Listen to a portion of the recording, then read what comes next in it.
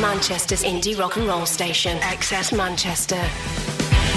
The XS Manchester Long Player, an iconic album in full with Jim Salveson. XS Manchester.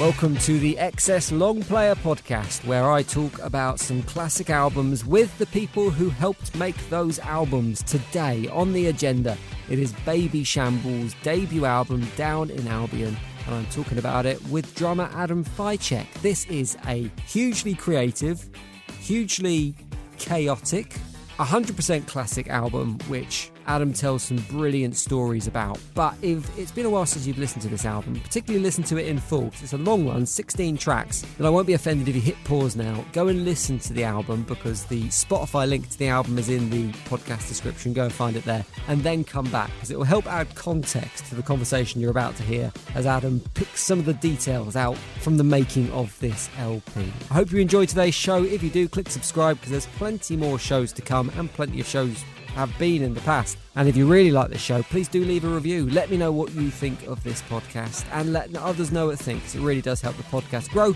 and it helps me to make more of these episodes.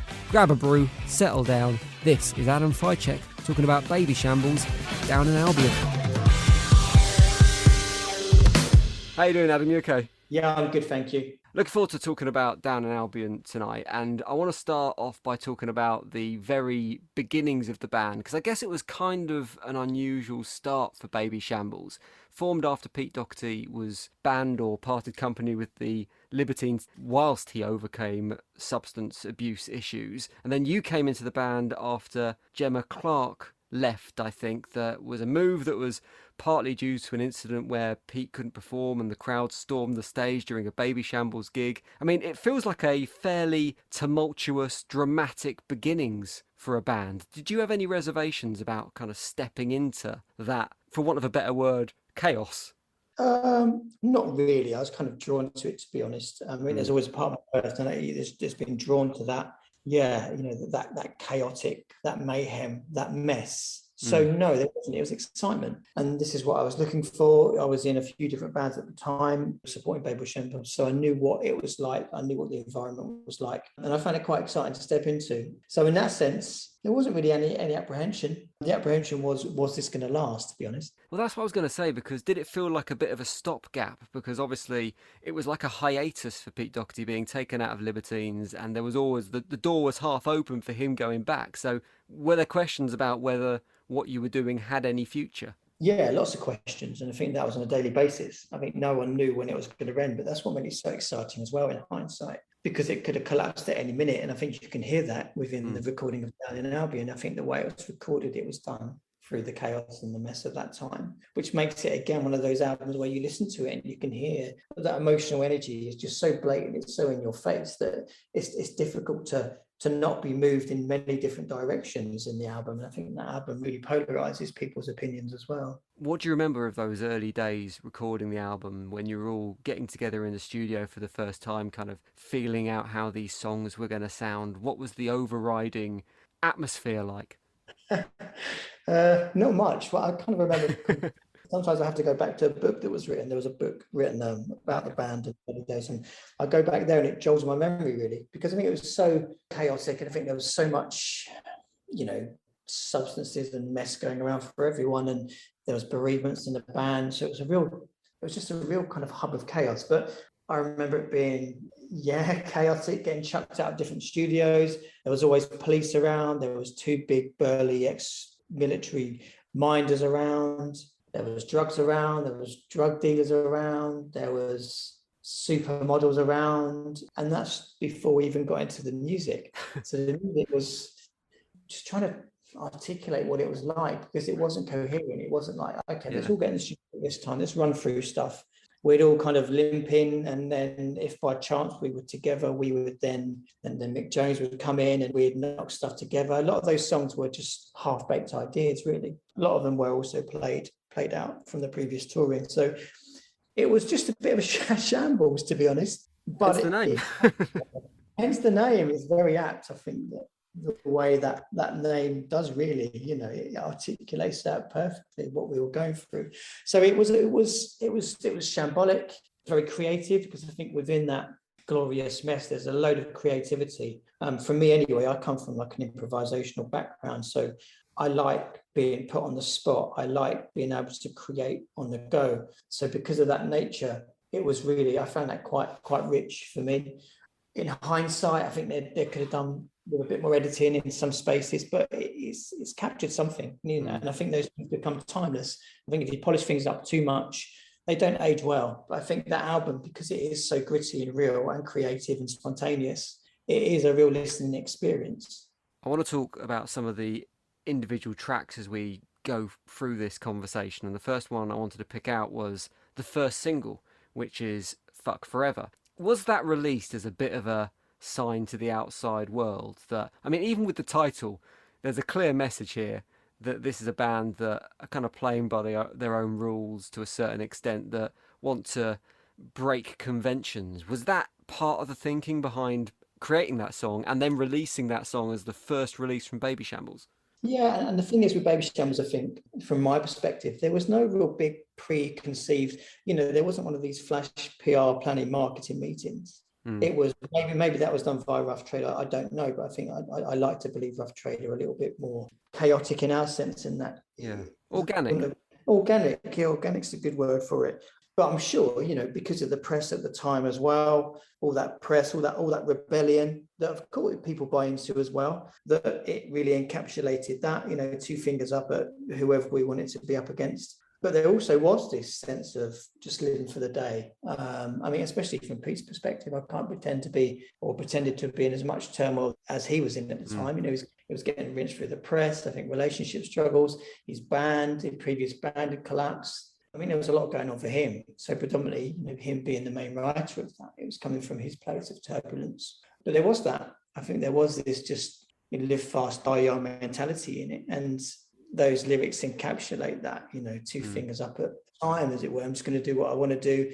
And then you just can work out what you want to do with that after. And I think that's what I've always respected in him in that sense. I think a lot of other people of his status, you know, you always see him out in the press going to the opening of everything. And it's all very glamour. It's all very glitz. And in this generation of Instagram, it's easy to do and there's a lot of pressure. But I think with him, I've always respected that.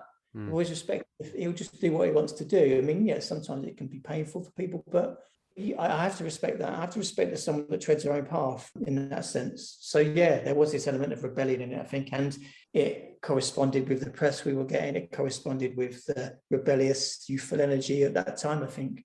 Speaking of respect, you had Mick Jones from The Clash, who you mentioned earlier. He was part of the production team on this album. What's it like working with a man with that kind of history in music? Because normally, I guess, the relationship between a band and the relationship between a producer, it's a two-way conversation. It's a discussion. It's a negotiation. But when you've got someone like Mick Jones who's been there and done that, do you just find yourself you kind of have to take what he says or what he thinks as gospel because of the heritage he's got? I think initially, when you meet anyone initially, you know, you're projecting all sorts of things on them of what they mean to you personally. What he meant to me was listening to that Clash first album and listening to all those songs and how I got into them from there. But then after a few days, he's just another human being that's, you know, we all had lucky breaks. We all have a certain amount of talent and it's easy then to kind of peel that away. To be honest, I think the strength of Mick Jones is that he just slots in. He's not there as an authority. He just really kind of merged with the band and he would press record when he wanted to, when it felt okay. And Bill Price was there as well, engineering. It felt very fluid. And I think that's the only kind of producer that would have worked at that time. I think there's not many producers that would have put up with the chaos and the mess and all the stuff that was going on. But I think because he'd been through similar things, I think when you go through those experiences, you can understand it a lot more. So I think he was the perfect fit for that particular time where we were at. The two words that I keep on coming back to when you're talking, Adam, I think are chaos and creativity. They seem to be like the cornerstones of this album. And on the creativity front, Pentonville is a really interesting track. It doesn't really fit musically with the rest of the album. It's kind of a reggae tune. Was that a way to project that creative freedom, or was it a flag that you're waving that kind of going, look, we're not the Libertines, we're something else? I could lean into all that and pretend, but for me, it's quite contentious. I'm not so sure whether that track should have particularly been on the album. Okay. But, it's one of those tracks that there was a guy that Pete had met in prison, and he came out and he wanted to do some music with us. And, Pentonville was a result of that. I think most of those tracks we didn't know what was going to be B-sides, what was going to be on the albums, etc. So from my perspective, it wasn't a conscious move to say, look who we are. As I said, there wasn't much of that preconceived notion of sitting down and saying, right, Libertines were this kind of style and we're this. It wasn't that. It was just thrown together, really. And then it came out as this, again, this creative, chaotic piece of art. Am I right in thinking that quite a lot of the album was recorded as live? Yeah, all of it. I mean, it depends how you view live, really. I mean, there's minimal edits in that. So what you hear in the audio is unprocessed audio. From my own perspective, I can hear loads of flaws. The drumming speeds up, it slows down, depending what I was doing at the time. And the same with everyone else. So there were overdubs, but they were live, and there's very limited processing compared to how a modern album would have been done at that time. It was very gritty. And when it came out, I was like, wow, this is really raw. And it concerned me. And I remember Mick Jones saying, yeah, but you'll listen back in 20 years and you'll capture what is now. And I think he was right. I think at the time I was looking for more gloss, and we were told that we'd missed playlists on Radio 1 at the time, which was, it's not what it's like now. But back then it was a key part of guitar music. And we were told we won't get the airplay because of production quality and stuff like this. So for me, I was slightly gutted at the fact that we could have made it better. We could have really honed it. We could have processed it. But in hindsight, yeah, I look back and I can hear, when I listen to those tracks, I can hear my emotional state I was in, the emotional state of the other players that were in as well. And it really is a snapshot. So in that sense, to me, it's a much more authentic, real record. And I think it will last, the longevity of time. I guess what you can also hear, as it is a live-ish album, is you can hear the quality of the musicianship, which is something that Babyshambles didn't always get the credit they deserved for, maybe, as a band. I think the live shows, let's say there were mixed reviews sometimes they didn't happen, sometimes they were chaotic, sometimes they didn't last the whole length that they should have done. Did that kind of lack of praise, I guess, really, that kind of playing down of you guys as musicians, did that hurt at the time?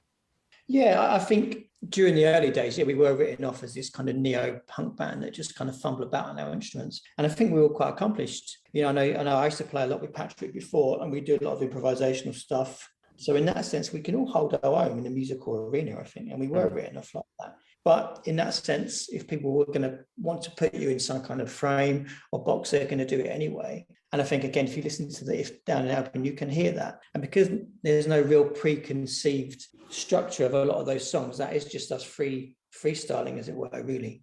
I'm going to ask you to pick a highlight off the album in a moment, and it can be a track that was a favourite moment or a favourite track or just a part of the album that sparks a memory or something you love musically, whatever. So I'm just going to let you think about that for a second while I ask you one more question about Kilimanjaro, which is one of the key tracks on the album, one of the big singles as well. Now, the original single version on that, I believe, had Gemma playing drums, but the version on the album is a re-record with you.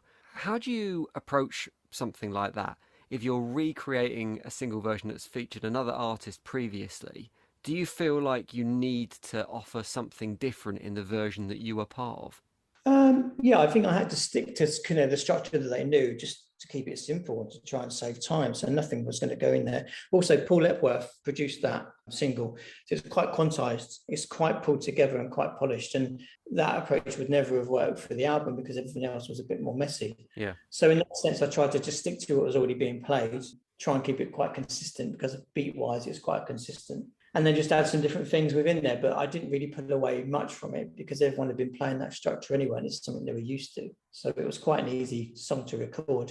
And then just adding more musical bits, like in the breakdown in the middle, adding harmonies and percussion and stuff. Pick me a highlight from the album, Adam. Like I say, it can be any of those things I mentioned. Doesn't have to necessarily be a favourite track, but at the same time, it could be a favourite track. When you listen back to this, if you listen back to it, what really stands out for you? One song that always makes me kind of smile was, I think it was about 4 or 5 in the morning, and it was just Pete and myself were up in the studio, and we finished the take of Merry-Go-Round. And at the end of it, you can kind of hear him falling off the stool. And if there's a part of it, you can kind of hear me falling over, I think, in there somewhere.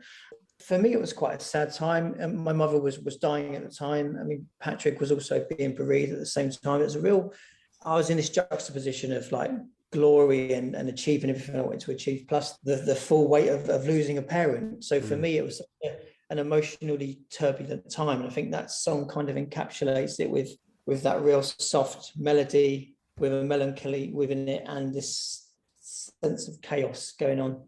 Adam, it's been fascinating talking to you about this album. I think what I'm getting a understanding of, which I never had before, is the different emotions and the different feelings and the joy and the pain and the chaos and the talent that was all kind of combining into this at the same time. How do you feel about Down in Albion now you look back on it? What are we? It must be about 15 years since its release, around that. It sounds like you enjoyed your experience of making it, certainly in part, but do you feel like as an album it gets the credit it deserves? No, it doesn't. I think it doesn't get any of the credit it deserves. Whenever I hear these kind of albums of the noughties, we're never in it. We're always like the underdogs. But there's something quite nice about being an underdog. As I say, you know, I think we were never a band where you'd see us on Instagram now going to the various openings of celebrity haunts. So I think there's something quite authentic about the album, which translates across us as people as well. Yeah, how do I view it? I view it as a very authentic piece of gloriously shambolic music that was indicative of the time. Well, hopefully on the XS Long Player, we've given it a little bit of the credit it deserves, because in our eyes, it definitely is a classic album. Adam, pleasure to speak to you, and thanks for your time on the XS Long Player. No problem. All right, take care of yourself. The XS Manchester Long Player, an iconic album in full with Jim Salveson. XS Manchester. Cheers for your ears. Thank you very much for listening to this week's XS Long Player. There'll be another podcast very soon, another classic album. Maybe it'll be your favourite album that is discussed on the show, or maybe your favourite album has already been covered off already. If you enjoyed this and it's your first time on the podcast, check back on some of the interviews I've done so far, some of the albums that have been covered, because there's some absolute belters, some true classic albums in the mix already, and plenty more to come. Because of that, I urge you to click subscribe now so you don't miss any of those episodes, and hopefully I'll see you next time. The XS Manchester Long Player, an iconic album in full with Jim Salveson. XS Manchester.